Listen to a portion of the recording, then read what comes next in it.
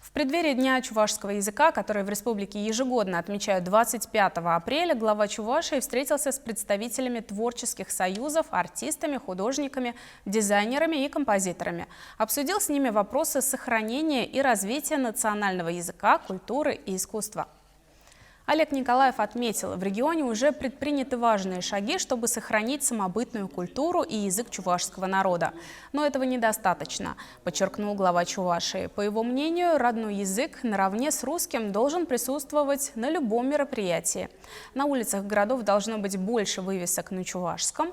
К тому же, по мнению Олега Николаева, не лишним было бы, если бы инспекторы ГИБДД, останавливая водителя для проверки документов, приветствовали его на двух языках – русском и чувашском. Участники круглого стола тоже поделились с руководителем региона своими идеями. Они предложили создать мультфильмы и выпустить детские книги на национальном языке, а также продвигать свою культуру в соцсетях.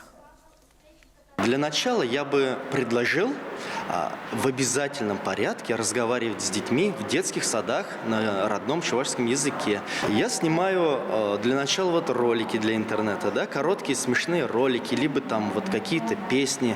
Я это делаю, потому что, во-первых, мне интересно, и считаю, что это будет интересно смотрящим. У нас ведь контента очень мало на чувашском языке, поэтому дети смотрят, соответственно, на других языках.